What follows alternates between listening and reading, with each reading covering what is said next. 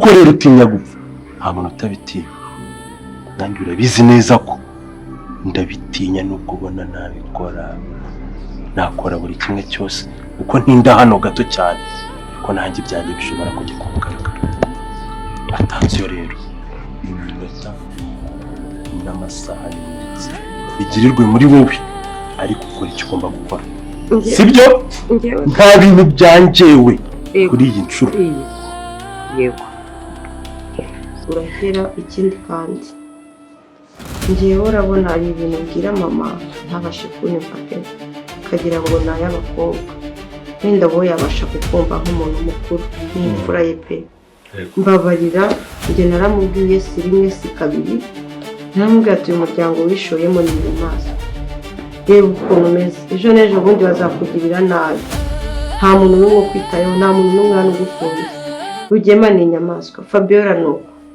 Nyiranambara ntuko nta muntu n'umwe hariya mbona wakugirira impuhwe ndamwinginga ngo sema wazi mbabariye koko urugamba rwose turi gukora tukarurwana ariko utari muri aba bantu utari muri izi nyamaswa mama yarananiye yaransembera ambira ngo hoya iyi ni imitungo yanjye ngo naboneze kuyivamo rero ukabyara mbabarira aka kanya ubonye utarasubira mu kazi nk'umuntu w'umugabo uhagarare muri iki kibazo ngiye ko cyarangira kuko nanjye no kuba narabaye gutya birambangamiye uko nakamufashije basha kureba siko nakamufasha ntabasha kureba nawe rero nk'umuntu mukuru ugira icyo ukora pe haya mama ari ntabwo ntekanye ntabwo nuje tubagenda kumva kandi wumura ubwo byose birimo kuba ariko bifite iherezo oya jo reka mubwire ndakuzi ibyawe uba ibyo kwizera ni byiza pe kandi ibyo byo kuvuga udashyira mu bikorwa kuri iyi nshuro mbabarira pe iribagiye uko byari bisanzwe ntabwo ariko bikimeze uko byagenda kose ubuzima twabaye mama tutari kumwe nibwo tugomba kubaho noneho tumufite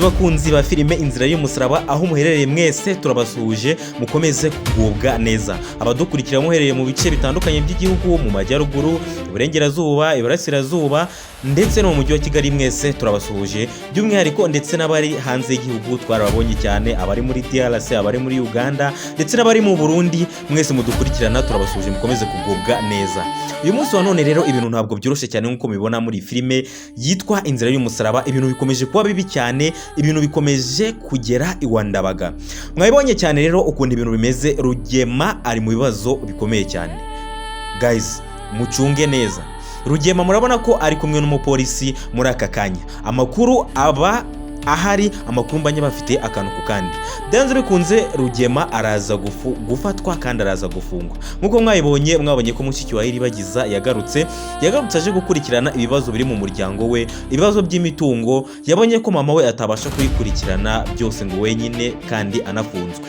afande rero ari buze gufungisha uyu mugabo byanze bikunze niko gahunda zimeze ibintu ntabwo biri buze korohera Rugema birarangira afunzwe abantu rero mwumva ko byarangira Rugema afunzwe abantu mwumva ko Rugema yaryozwa ibyo yakoze byose mujye muri komenti mwandika ati Rugema akawe kashobotse genda muri komenti wandika ati Rugema abakujyane uryozwe ibyo wakoze byose nibakujyane ujye kurya kasho ujye mu buroko umanze wumva uko nawe bimera uhemukirwe nkuko nawe wahemukiye abandi benshi hanyuma rero nyuma yo kumara gutera comment yawe ndagusaba kureba kuri iyo buto yanditseho subscribe ukayikandaho ugafungura n'akazogera ni ibintu byoroshye cyane icyo rero nicyo kintu ngusaba ntabwo ari ibintu bigoye iyo ukoze ibyo ngibyo ubu duteye imbaraga ubutanze support ifatika cyane rero gira neza uwigendere ndamye nashidikanya ko ahazaza ushobora kuzavuga ati wow kubera ko wakoze subscribe kuri HOPiE rero murakaza neza muri story y'uyu munsi reka tujye akantu ku kandi turebere hamwe ibyaranze iyi filime y'Inzira y'Umusaraba kuva yatangira turebe amarorerwa n'udutendo twagiye tuyiberamo byose tubivugeho hamwe na HOPiE nge rero muri kumwe nk'ibisanzwe n'igi dusanzwe tubana mwebwe nimumara gukora ibintu neza nzababwira byose akantu ku kandi. Ubu rero icyo tugiye kuvuga uyu munsi wa none ni ukurebera hamwe storyline y'iyi filime twaribonye muri episode ishize. Tugiye kurebera hamwe episode ishize ndetse tunarebe kuri episode ikurikira iraza kuba imeze ite. Wowe icyo ngusaba rero ni ugutega amatwi ukagira attention ukampa umwanya w'iminota mike gusa nkakubwira uburyo ibintu bigiye kuzagenda muri iyi filime ndetse nkanakubwira n'ibyahashize byose tubivugira hamwe ku buryo niba ari bwo bwa mbere wareba iyi filime ubasha gusobanukirwa akantu ku kandi. Ngayo nguko rero Banyarwanda ibya Rugema byose byabashije kujya hanze, polisi ibintu yabyivanzemo. Ndahamya nashidikanye ko muri iyi filime ibintu bigiye gukomera cyane, ntabwo biri buze korohera Rugema ndetse n'abandi bose bafitanye isano n'ibibazo Rugema yagiye ateza. Bose ndakeka nabishidikanyaho ko ibi bintu biri buze kugorana, bose biraza kubagendekera nabi. Umuntu witwa Fabiola, umuntu witwa Nyirantambara ari we mugore wa Rugema, bose nibitegure ko iminsi y'igisambo yageze, bose bagiye gufatwa. Murabizi ko ibintu iyo byamaze kwivangamo polisi y'u Rwanda nk'ibisanzwe, uko polisi y'u Rwanda ikora ibintu byose ibikora neza ku mugaragaro kandi bigaragara. Niyo mpamvu rero muri iyi filime bigomba gukorwa neza, byose bikagenda ku mugaragaro uko byakagenze nk'uko polisi y'u Rwanda yagakwiye kubikora mu gihe ariyo yifatiyemo. Ariko nanone ntimugire ubwoba, byose biraje bigiye ku mugaragaro. Rugemwa araje afatwe, hanyuma abo bakoranye ibyaha byose baraje nabo bajye ku mugaragaro. Arani cyangwa se Alain, ndakubwira ngo wowe tuza ibyawe byose biraje, byose bigiye ku mugaragaro. Ese ubu Alain arabasha gusubira muri UK cyangwa se mu Bwongereza? Ntabwo ari buze gucika rero nk'ibisanzwe. Sinzi niba ari buze kuba yacika. Ntabwo nzi indege yanyuramo, ntabwo nzi gari ya moshi yanyuramo, ntabwo nzi ibisiga yagurukiramo kugira ngo abashe kuva mu Rwanda yarabashije gukora amarorerwa nk'aya ngaya.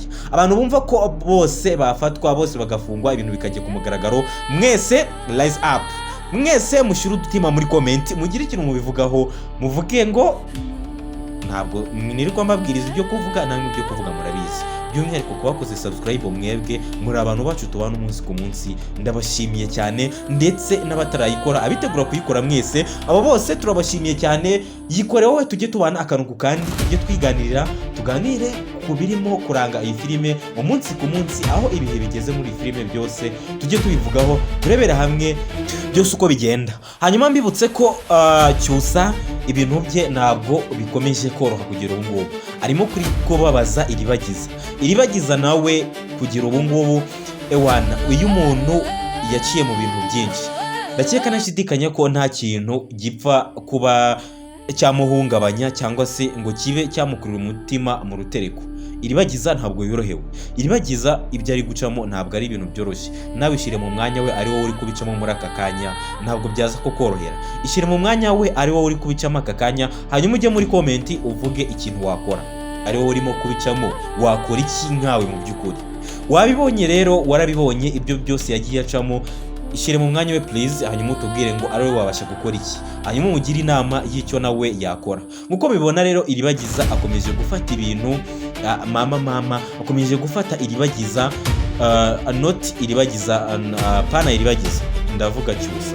Akomeje gufata Cyusa mu buryo sinyeka. Niba bura buryo ari bwo bukwiriye, wejya muri comment uvuge niba bura buryo arimo gufatamo Cyusa bukwiriye. Cyusa ari gukora ibyaha bitari byiza cyane, ariko iribagiza akamuhishira.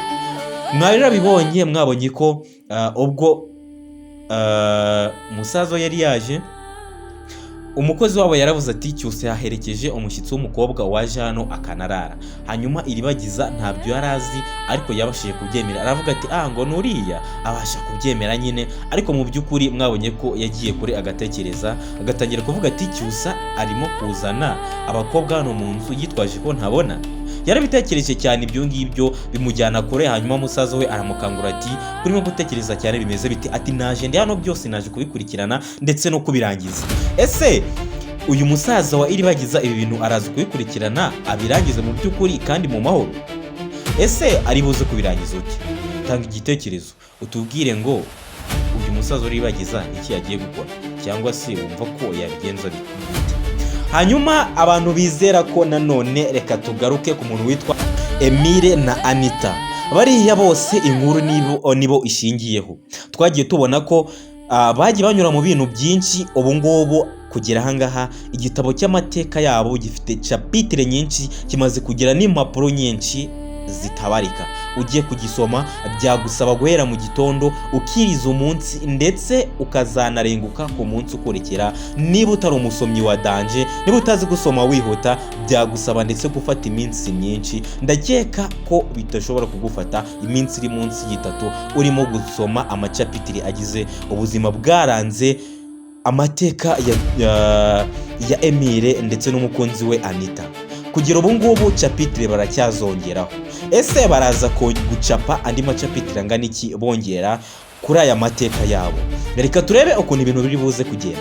Reka turebe niba Emile ari buze guhangara akongera gukomeza urugendo rw'urukundo rwe na Anita nyuma y'uko amaze kumurasa bamuha gasopo. Bamuhaye gasopu ariko ntiyumva. Iki ni cy'urukundo rukora. Uru rukundo rwa nyarwo. Abantu mwumva ko uru rukundo rwa nyarwo cyangwa se abantu mwese mufana iyi kepo ya Emile ndetse n'umukunzi we Anita, mwese mujye muri comment muvuga ati duhagaze inyuma yanyu Emile, turi kumwe namwe, cyangwa se mugira ikintu mubabwira. Mujye muri comment mugira ikintu mubabwira kugira ngo mubakomeze, mutume bagira imbaraga zo gukomeza urukundo rwabo. Naho ubundi bitabaye ibyo ngibyo, ibi bintu ndakeka Emile nataza guhagarara kigabo ngo afate riske, ndakeka ibintu biri buze kurangirira ahangaha. Sinzi niba ibi bintu biraza koroha muri episode zikurikira.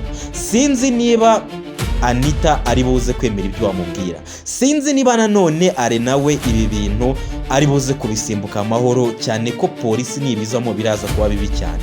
Nanone sinzi niba aba bose bafite uruhare muri iki cyaha. Ubu ndavuga mama wa Anita ndetse ndavuga Rugema, ndavuga n'abandi bose bafatanyije ibyaha, harimo uwitwa Fabiola. By'umwihariko akomeje gucana umuriro. Akomeje gucana umuriro, akomeje kwenyegeza ibi bintu kugira ngo bijye ku rundi rwego bize gukara. Ariko are nawe ntabwo ari buze kuviramo aho ngaho. Amafaranga yabahaye yamaze gukanga umuntu witwa Fabiola, amubwira ko arashoboye, nta kintu ataza gukora. Ati nge nakwica nubwo nanjye ninya gupfa. Kwica ndabishoboye, uzi neza icyo nshoboye gukora.